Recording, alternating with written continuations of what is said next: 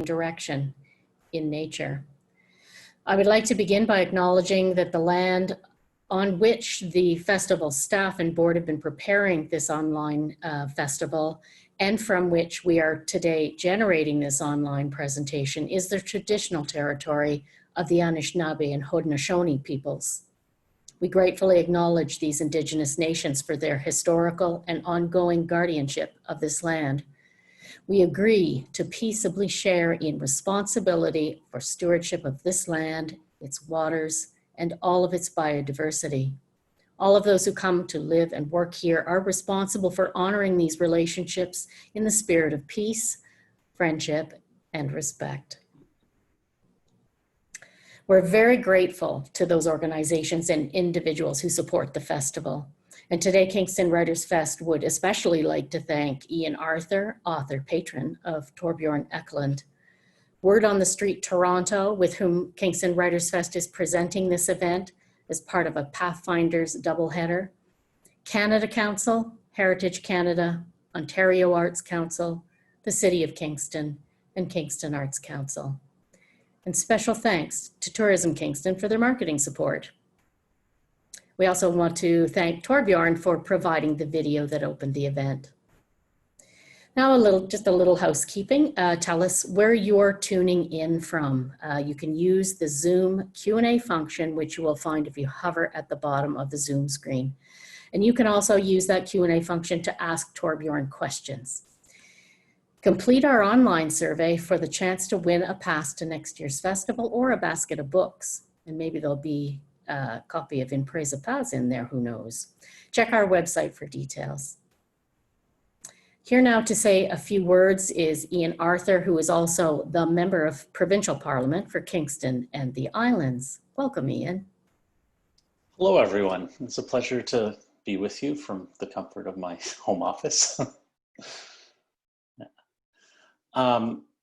So welcome to this wonderful event, and it was very exciting. It's the first year that I've had an opportunity to be an author patron of an event for the Writers Fest, and this is something that I'd wanted to do for a while because of a personal connection with the Writers Fest.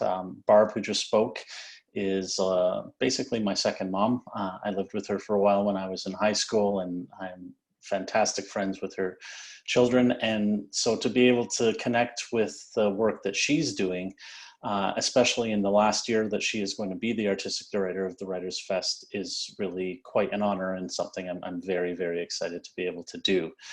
So I welcome everyone. I'm incredibly excited to hear about this. I grew up on a farm out Highway 15, and my brother and I spent countless hours on paths, some that we made, many that other animals or whatever made. And it does provide a different perspective of nature and where you grew up and your relationship to it. Amount of times that we get lost for entire afternoons, and sometimes we get back a bit later than our parents really wanted us to do.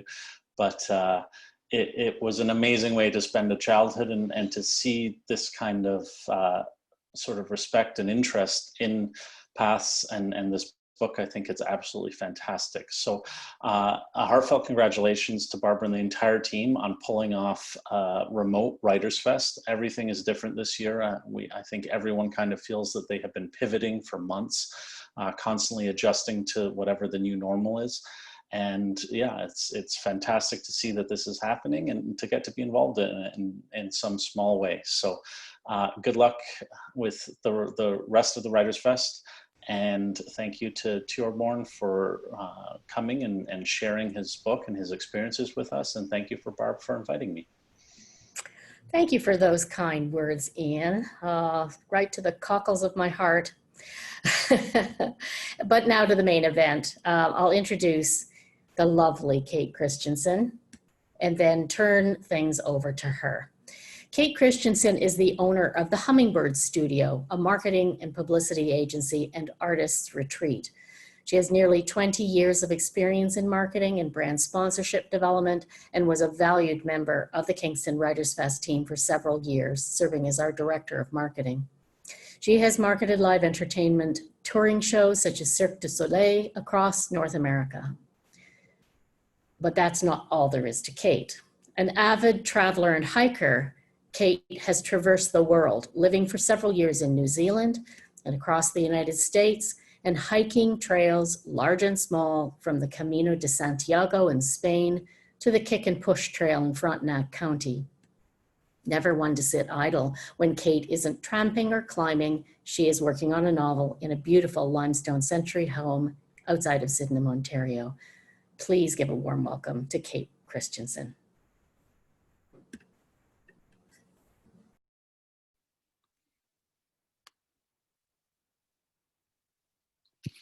Thank you, Barbara. I much appreciate that.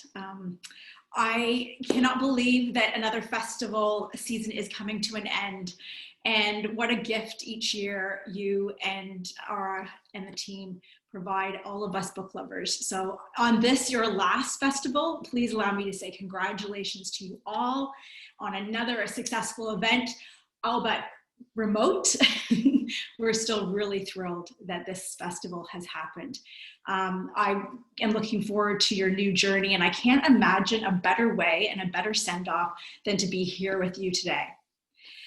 To Ian Arthur, who's an author patron, I'm so pleased that you were here as well. For those of you who don't know Ian, he's the NDP and our MP in the Kingston and the Thousand Islands. And despite your political affiliation, based on him just being a quality human, he should one day be Premier of Ontario, as far as I'm concerned. I'm very honored to welcome our guest today, Torbjørn Ekelund. When we first talked about us all getting together, this was going to be an in-person session and possibly an amble through an off-beaten track here in Kingston. But today, Torbjørn joins us from Oslo, Norway. And I like to think that we are creating a new route of discovery with the connection with Torbjørn in Oslo, Norway, myself here in South Frontenac, and many of you around the world sprinkled around at home. Torbjørn writes, "The path is order in chaos." So let's get this adventure started.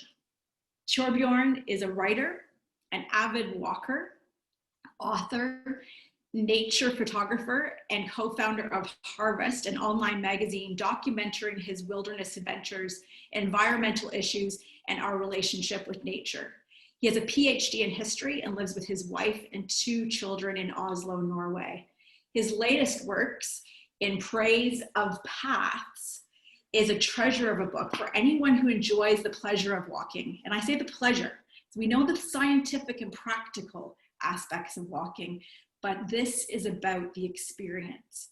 To walk, Torbjørn began to walk everywhere after an epilepsy diagnosis, which affected his ability to drive. His book interweaves history and literature with observations both beautifully tiny and poetic, as he considers what nature and movement can teach us about our own humanity.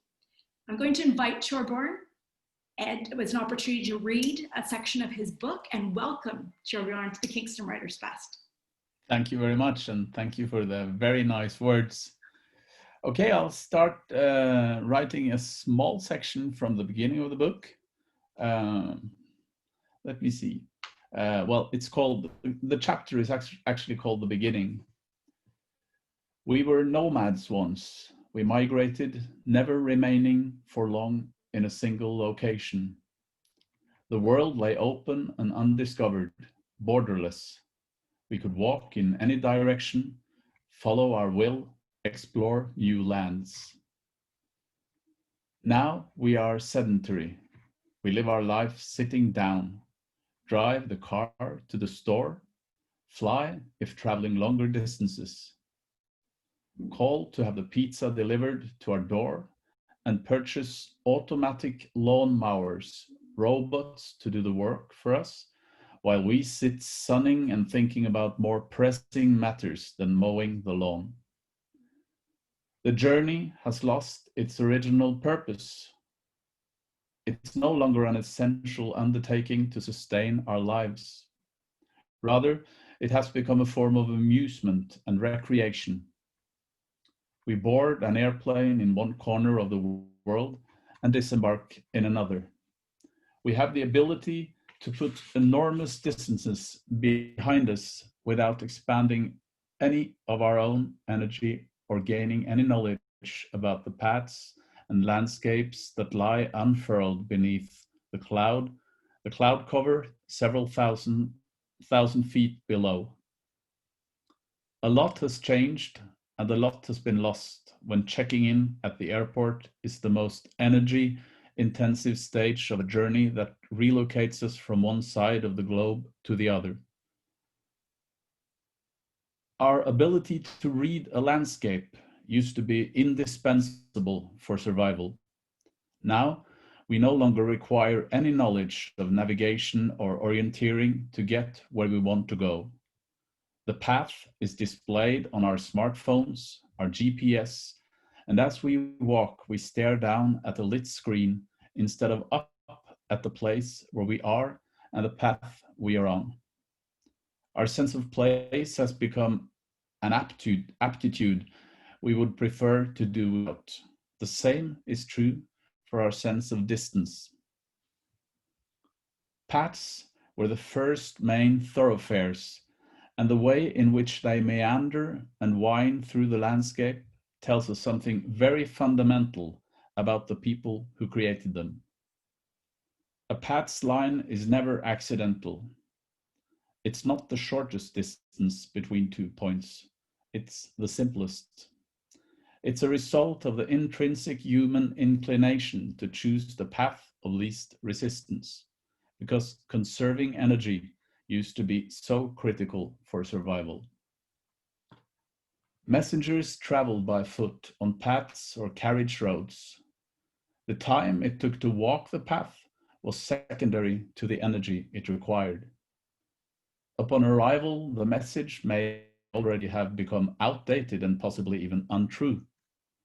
Everyone is fine, the letter may have said, read by a European immigrant to America from relatives back home.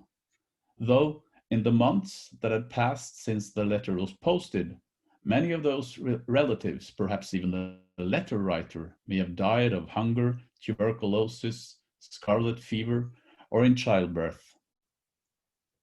The premise for all travel was that it took time. The war might be well over by the time the messenger arrived to say it had just broken out.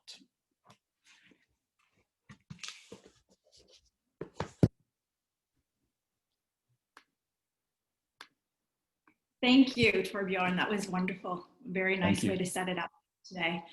I'm going to start with hopefully not a negative start, but a very real picture. You know, the world has stopped suddenly. You mentioned in the book about voluntary movement as the prerequisite of paths.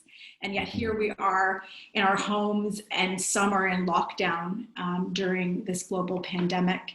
But our very act of travel and movement is under siege. And I'd like to, I guess I'd like to start with, what are your thoughts on this period in history we find ourselves in? And is it like we're getting ready to be ready for something?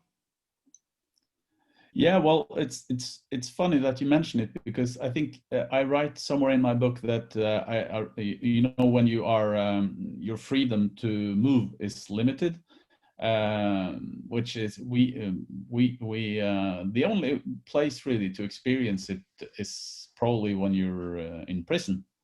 And I write about this dream that we all have had, probably, that you dream that you need to run, but you're not moving. You stay in the same place all the time. So I think we all have experienced a very strange period in our lives when we can't really go outside. My whole family was infected with COVID-19 in the beginning of March, and we had to stay inside for 2 weeks. We were lucky; we were only very mild symptoms, but we had to stay. We couldn't go out the door. And it was a very strange experience. So I was walking back and forth in our living room, and that's about it. So definitely, we kind of, I think we feel at least I do, we feel on our bodies that it's not really, it doesn't feel natural just to stay in one place all the time. Yeah, I definitely think that we are in a unique place of, you know, for those of us who like to move, that we're finding little ways to re-experience home and present. And, you know, when we talk about movement, it's often about connecting the past, the present, and the future. And movement allows that to happen. Do you feel, so in your place in Norway, are you feeling things shift again with COVID, or I know in Canada there's pockets of areas that are struggling, and we obviously all are staying prudent. But what is it for you in Norway, in your family? Well, I think it's pretty much as in Canada. There's some increase in infections now for the past couple of weeks, but people, you know, I guess they've gotten used to it in some way. So, and I'm really lucky to live, well, I have a garden outside my house. I can walk in back and forth, and then I live pretty close to a very big forest that surrounds Oslo. So what happened when in March, when the first lockdown came, was that people started walking in the forest. It was amazing. I think it came to a point where the government in Oslo said that the unsafest place to be at the moment is the forest, because everybody's walking on paths. So it's better to stay in the center of the city. Yeah. So I think it was a spontaneous reaction. They wanted to do something meaningful, and then they walked into this. Yeah, I think it is amazing too. We're finding the same here in Canada, that you know, people are exploring where they live more, and we've started putting, you know, the 2-meter distance between people to be mindful of, but it's still that warm, inviting smile that you see on the path as you pass each other, which is nice to see. Yeah. I find Absolutely. It interesting. So if I just speak, you know, you started walking paths due to the fact that you had a diagnosis with epilepsy. And, you know, how has that changed your life and your view of the world in situations like this, even with the COVID appearance? Well, I think this particular situation forces us to become locals, really. Absolutely, we can't go anywhere. We can't travel. We can't, you know, in the summer vacations. I guess it's the same in Canada as in Norway. Very similar countries, by the way, when it comes to geography and climate and stuff like that.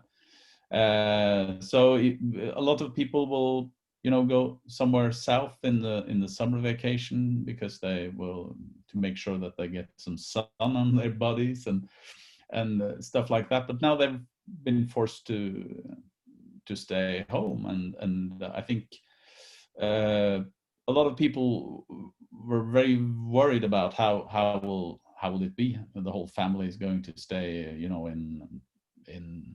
at home during the summer vacations. But as far as I understand, a lot of people, you know, they didn't really miss traveling far.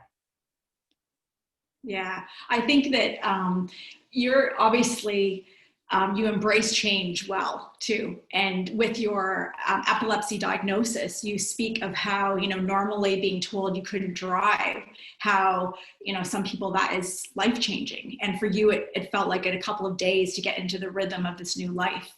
Can you share a little bit about, you know, how epilepsy affected your journey with walking? Yeah, it was a very strange experience, because when I had this seizure, and then I woke up in the hospital and stayed there for a couple of days, and I was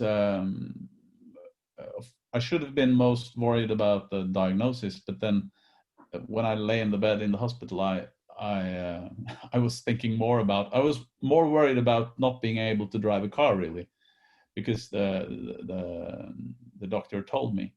But then I came out of the hospital, and it took really an hour to get used to not being able to drive a car. So that's 5 years ago now. and I haven't missed it since. So I just started to think of myself as a person who walked. That was the only way of, transporting myself from one place to the other. And it was amazing how little effort I had to put into it before I really, got used to it. Yeah, and the health benefits too of walking. I mean, we know Shane O'Mara writes in A Praise of Walking, which answers the practicality and the science around walking. Yeah. It improves our moods, our clarity of thought. But what I love about your book, In Praise of Paths, is it's more about the inward journey that we take. And do you feel, we walk our way to meaning and discovery of who we are? I think we do, because I think probably the movement in itself is a way to connect with yourself, because the speed is I don't know, probably it's the natural speed to move in. So for me, at least, it's like thinking and walking is very, very connected. So if I walk when I walk, I normally walk in about 6 kilometers an hour, which is not fast, but not very slow either. And sometimes I think that my thoughts as well walk in 6 kilometers an hour. So we're kind of, calibrated to each other.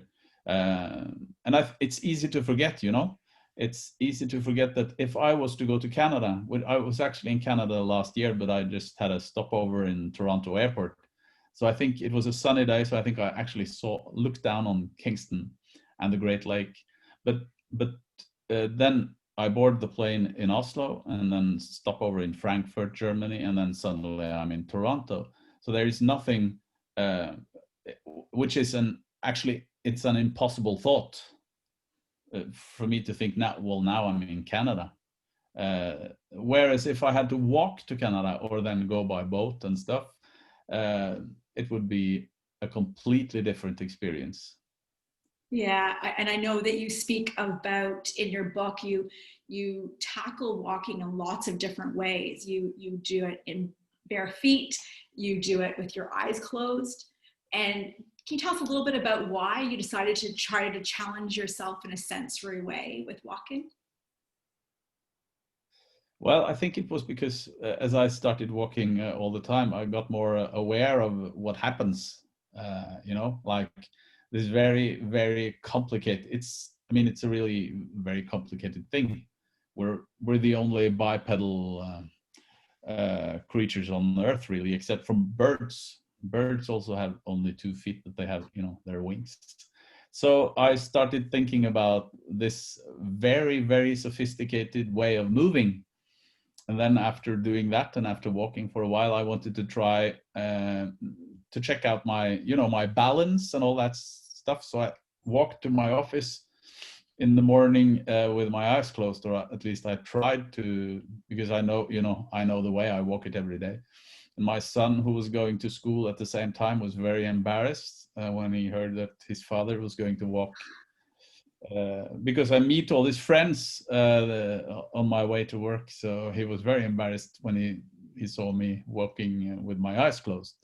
But I just wanted to check out how it was, and if I was able to both keep my balance, measure the distance, and all that. And then I started walking without shoes in the summer, because it connects you to the ground in a totally different way. Yeah, I agree. I think that if I could live my life in bare feet, I think I would. But the snow is a little bit off-putting in the wintertime. There are some situations where you definitely should wear some shoes. But the thing is, if you walk, as you guaranteed noticed, if you walk barefoot for a long time, putting on socks and shoes is the most uncomfortable thing in the world. Yeah, and actually, I have to say, when I started walking or hiking long distances, putting on my boots, I didn't feel comfortable in my boots at first. And then by the end of long distance walking, they became so part of me that I couldn't part with them. Even if I buy the same pair next time, I still can't part with my boots. They're not the same, right? It's like an old guitar or an old violin or something. They're all like they're adapted to the one who used them. Yeah, yeah. You speak though about walking, you know, with your eyes closed, and I think that sometimes, you know, we fear getting lost. And you talked about it in the beginning of that first section that you read about how we're so glued to our GPSs and the way that we got to know where we're going. And I think that I'd really like to understand, you know, why do you think getting lost is so important to how we grow and as a person? Well, I think it's a good question because, and I write about it in my book, that it's an experience most people haven't had. Not really being in a place where you have no idea where you are, which direction to go, how far you have to go to get to some civilized place. So what I have a chapter in the book when I do this with a friend of mine, we on purpose, we try to walk through the forest outside Oslo that I spoke about. We take the train to the other side of the forest and then try to go back to Oslo without any kind of navigation. I keep the GPS in the bottom of my backpack, just check, you know, after a couple of days, where are we? How have we been able to navigate the way we thought we should? And what happened was that we got lost after 4 or 5 hours. So the first night when we put up our tents, we didn't have a clue where we were. And then I found out that you're not really lost until you have to go from one place to the other and you don't know where you are. You don't even know where the first place is. So then you're really lost, because then there's really nothing, you have nothing, you don't have an idea. And what happened to me, and I think what would happen to most people, is that your awareness of the landscape around you completely changes, completely. So I think everyone should try not to walk into, you know, the great forests in Canada, but somewhere safe, but still try to find the way on your own, which you probably won't be able to. But then in the very moment you realize that you're lost, you will change. You will try to read the landscape, try to find out how to move through it in a smart way. Yeah, it's interesting because I've done a lot of long distance walking, and in my last, my trip that I did, the Camino de Santiago, I planned really well. I had a new iPhone. I was going to capture the best photographs, and had all my maps laid out of where I was staying each night. And I left it in Paris. And I had a choice. I was traveling with my mother for a short period of time, and I had a choice whether to go back to the hotel and to get it, and leave my mother at the train station because she wasn't moving as fast as I was. And I decided, no, I'm going to leave it, and I'll send it to wherever I go next. So I ended up traveling the whole Camino without any technology, and thankfully met a Scandinavian Dane named Henrik, who thankfully had all the apps and everything on his phone, but I had to trust someone else. And it was actually a really nice experience to have that trust, to just, the way was, the path showed itself to me. Yeah. But I remember another time in Italy, traveling by myself, and I couldn't speak Italian other than to order myself a very nice gelato and wine. But I got lost, and none of the GPSs would work in some of the mountainous areas, and I was stuck. And I just remember having to trust that inner compass, that, you know, sometimes it's the path that's unfolding in front of you is the one you need to take through the brush that's not clear. That's the one you need to take, especially on those old routes. Yeah. Yeah, no, it's very strange. And if you, in Italy, if you don't, and then in addition to getting lost, physically or in the landscape, you are kind of lost in translation as well. So you can double lost. I was, and I think actually it was that piece, that trip was probably my biggest growth, because you are lost on your way, and your senses come alive as to what you trust in what your path is, but also that you're protected, that you're okay, you're going to be fine, you're going to find your way out, or somebody is going to come on the path to help. Without sidetracking too much, I wanted to say, you wrote in the book that no single person is responsible for a path. Instead, it's the sum actions of numerous people over time that dates back to the distance path. And I made reference to the Camino de Santiago, and you speak about that in your book, and the Pacific Trail, and then obviously the Great Canadian Trail here in Canada now as well. But what do you think it's so important for humans to walk and move? Well, at one time we had to, because we're nomadic, so we didn't have we hadn't settled down to have livestock and stuff like that. So 11,000 years ago, at the end of the last ice age, we were moving north. I think maybe the ice was about where Seattle is today, and about where Oslo is today. And then when it melted, new land came to be, and then people, of course, we're a curious kind, so we had to explore it. And well, they had to move. If they didn't move, they wouldn't be able to stay alive. And most animals move as well, so they migrate as well. So they had to follow the reindeer or whatever. So I think, well, that's our original way of living. So there must be something left in us that actually is nomadic.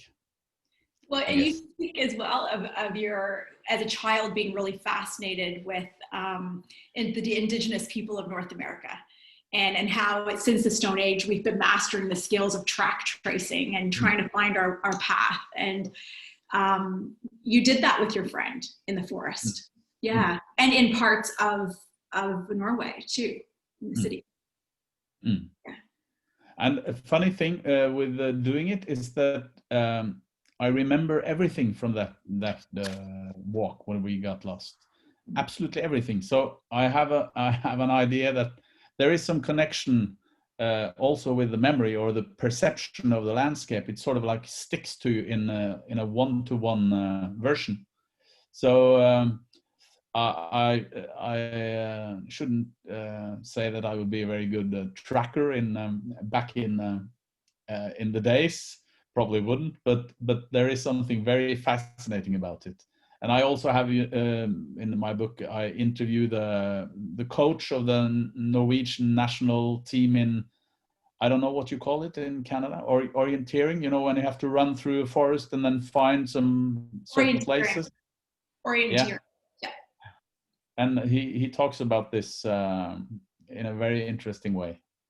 Yeah, I have friends that do orienteering, either around our area or internationally, that compete to do it. But it's really, it is amazing to me in finding that little treasure. And I like to think that every path offers us that little treasure, whether we're seeking it or not. Do you find the very act of walking, that slowing down, really helps you connect to everything around you? I think maybe, I don't know, but I'm obviously I'm a person that just enjoy slow things. So like walking, because I like to observe things and see things, and I take a lot of I'm a photographer as well. So, and when you're a photographer, you have to see, otherwise there will be no photos. And almost everything you see requires time. patience. I mean, in the forest, if you want to take a photo of an animal or a bird, you have to stay still, sometimes for a very long time, before you can actually see it. Birds are my second most favorite thing outside of walking. In fact, it might be a first too. So you're right, it is amazing to follow the path of a bird. And you speak of that in the track tracing piece of how we follow animals or birds, their flight to a new destination. I don't know if you know the English writer or poet, David White, but he wrote a book called The Pilgrim, which I think pilgrim really stands for that, whether it's a spiritual journey or anything, the act of walking and moving. And he talks about, first we see the path, then we don't. Even a place such as the desert that you can see miles ahead, the earth, the landscape will curve and take you down a path you didn't see. And you speak a lot about in the book about how the landscape, really connecting with the landscape, changes what you see. That's very nice. Yeah. White was his name? David White. David White. I'll buy it on Amazon afterwards. When you reference in the book, we can't walk the same path twice. And I'm probably going to say this wrong, but the Greek philosopher Heraclitus speaks, you could not step twice in the same river, for other waters are ever flowing onto you. No man ever steps in the river twice, for it's not the same river, and he is not the same man. And that really resonates for you in the book. Do you want to speak about that? Well, yeah, I think that's, well, probably some of the core in my book, the thing that the paths are created by people that have walked them before us, so that you are, or at least, we are both at a certain place and stage in our lives when we walk a path, like when you walk the Camino. So if you went back in 30 years, it wouldn't be the same path, because you wouldn't be the same person. So I write about this because I write about a very small path that was located just behind my family's cabin, and I walked this path every time we were there for many, many years, from I was a very little boy. So in the book I go back and walk it again, or I'm actually trying to find it because nobody has walked it in many years. And that was, it felt like a journey back in time, really. And I realized that I was not the same person, so the path was another path. Yeah, I'm glad you brought up that path, because it takes us, that path behind your cottage is throughout the book. And I have to say that, when we think about our parents' influence on us in our journey, I loved the fact that your parents said there is no stillness without movement. So you'd all go for a hike first, and then you could go off and do your thing. That was the thing. Yeah, I'm trying to do that with my children as well, but they don't really listen. It is a worry of how much we live sedentary lifestyles anymore. But going back to that path, I want to talk a little bit about it, and if you feel comfortable reading it, you don't have to, but I think it's on page 211 in the book, where you talk about going back to the cabin, and it was just after your mom died. And, I wondered if you could read just that little paragraph about noticing your dad's note. I think it's 211.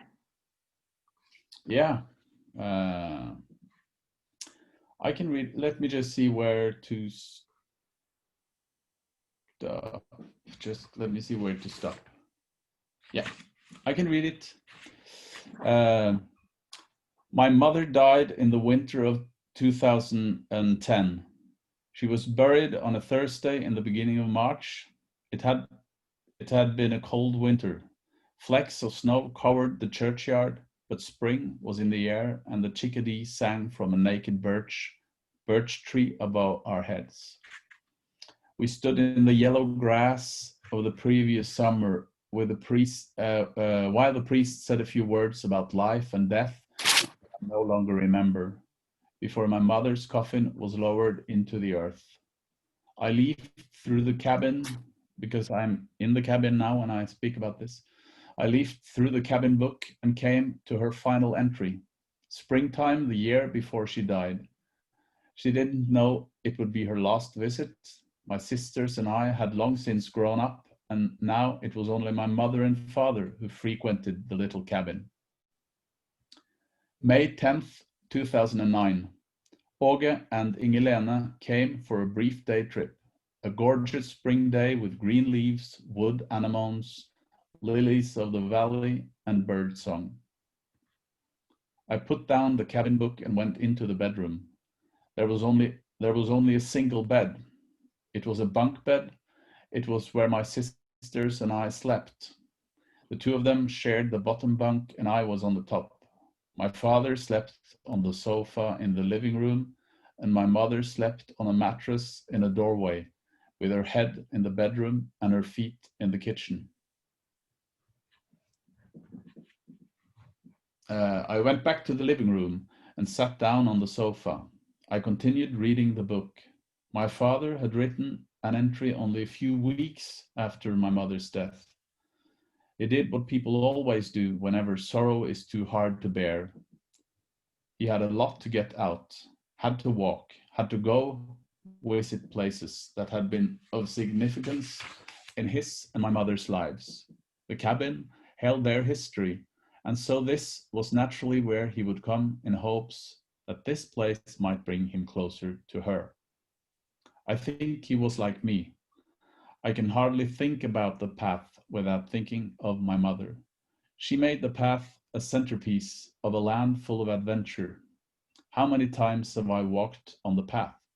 I can't put a number on it. I only know that those family walks have been the highlights of my life. And then my father's writing in the cabin book, April 10th to 11th, 2010. Åge spent the night here for the first time this year. It's strange to be here alone, but Suli, the name of the cabin, is a place I've always loved to visit, and I have to go. I have many good memories from this place. Thank you. I'll be back soon. Thank you for that. That was wonderful. You were very brave and courageous to read it.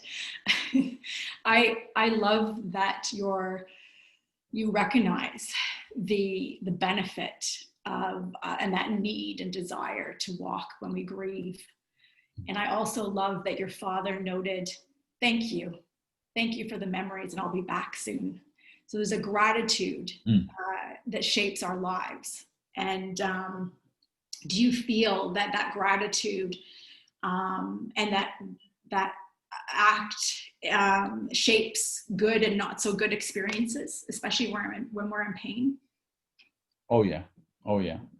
I think for my father, I don't know if it helped. I guess it did, but it was like once again, place is so important. Like we remember everything. Everything is connected to a place or to a landscape. Or I can't write about anything without having a place that I sort of vision in my head. I can't remember anything. People, everyone you've ever met, you see them in a place, in a room or in a field or on a mountain. So it has something to do with memory. Yeah, I would agree. Now I have one other question for you, but I'm also looking at time. So I'm gonna go to the Q&A and just check to see if I have some questions. Otherwise, I'm gonna ask you a few things. Okay, so what is your favorite smell that never fails to take you out of your head and into the present moment while you're walking? It's probably in spring times the lilies of the valley. Is it, is that the small white flowers? Yes. With these, yeah, it's the lilies of the valley in springtime. It's a good question because smell is so essential when it comes to memories. I mean, nothing works as good as smell when it comes to like getting memories back. So I think probably lilies of the valley, and then rotten leaves in fall. Like tomorrow, I'm going on a long hike in the woods because I love to do it in October and November because of the smell. Yeah, I agree. Yeah, with each changing season, there's that smell. I love the smell of fresh snow too. Yeah. Okay. Probably if you. Yes. I think about the smell, you could probably sit with your eyes closed a year through, and you would like this notice when it was a new season. Now it's fall. Now it's winter. Only by smelling. It actually reminds me of a book called. It's actually, I think it's from Greenland, but the Miss Milla's Feeling of Snow was a fantastic book. I loved that. It's great. Danish. Yes. So Leslie Graham asks, you spoke of being lost with your friend in the forest and outside Oslo, and you became more aware of your surroundings. But how precisely did you find your way out? Well, very good question. Yeah. As I'm here now, so we obviously did. Well, what we did was that we had a GPS as I said, in the bottom of our backpacks. So the thing was that after 2 days of walking, we took it out, which was planned beforehand, and it was actually on the whole time. So it recorded our route, our pace, and everything. So we checked where are we. And I had a kind of thought about where we were, but we weren't there. We were somewhere completely different. So from the place we checked the GPS, we used it to get back to Oslo, and that's why I'm here now, probably. Which is good. Now, speaking of which, you took the GPS with you as a precaution. Is there anything else? Kathy, I think it's Sloan White, asks, are there any items that you usually carry with you on your walks on the path? Items? Yeah. Well, I carry something to drink, of course, and to eat if I go long distances. And then sometimes I use these poles. If I have a very heavy backpack, it's smart because otherwise you could, if you fall, you can break your ankle or something like that. And my camera, of course, and that's about it, I think. Yeah.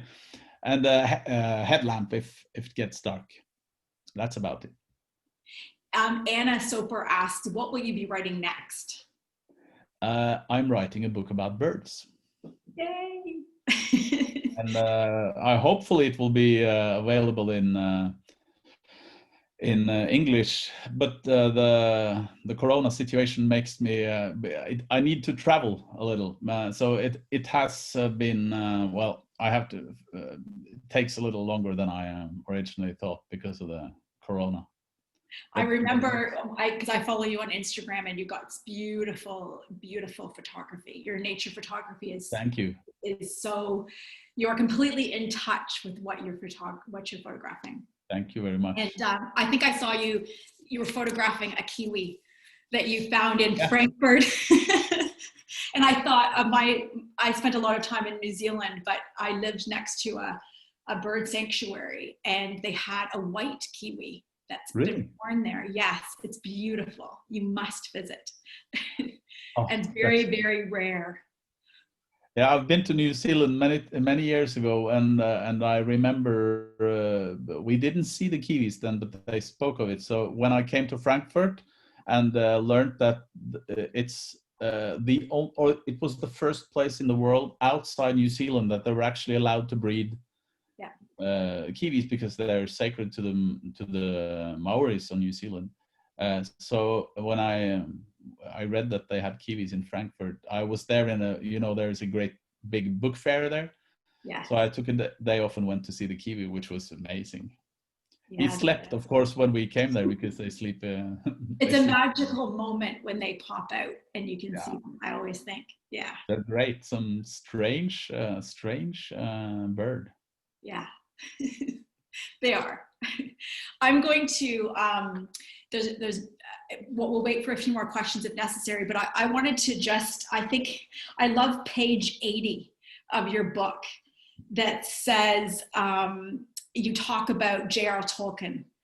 And of course, every path needs a magical ending. So I think that I would love you to read that paragraph 80, that when Bilbo Baggins. Yeah, that's nice. Yeah. And maybe you could start where it says nothing about. Yeah. Let me see just. Yeah, because it's Bilbo Baggins' autobiography, which is called There and Back Again. Yeah. The perfect title. I've always liked that title. It says nothing about what happened on the many adventures undertaken by Bilbo, whether they were good or bad, exhausting or pleasant, frightening or serene. The book's title refers only to the act of walking. He walked there, and then he turned around and walked back. And once he finished his tale about himself and has punctuated it with one final period, he's back in his own living room where it all began. The ring is no more, the journey is over, and with it also life as he has known it. I love that. That's wonderful. There and back again. Thank you so much, Torbjørn Ekelund. It was a pleasure to meet you. And I'd like to say that I think we have carved a new path here today and connected our paths. Great. I know that I believe my friend Henrik is in Denmark listening, and I was supposed to be there in October celebrating his birthday, and I was going to go to the very place where the North Sea and the Baltic meet. But they never touch. So possibly through this, we've now connected that path. So thank you so much. Oh, that's very nice. Thank you for inviting me, and thank you for a very nice conversation. Thank you. Well, that was just completely wonderful. Thank you so much, Torbjørn, and thank you, Kate, with very sensitive understanding of the deep meaning in Torbjørn's work. Thank you very much. It's opened so much for those of us who were listening.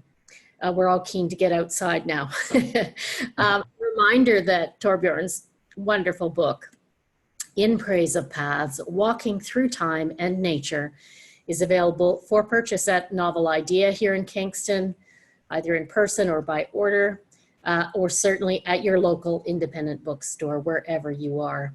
Thanks to Novel Idea, thank you to Greystone Books, and thanks to you for joining us and for supporting Kingston Writers Fest. As we wrap up Kingston Writers Fest 2020, the online edition, I bid you all farewell. Stay safe and well. Bye-bye.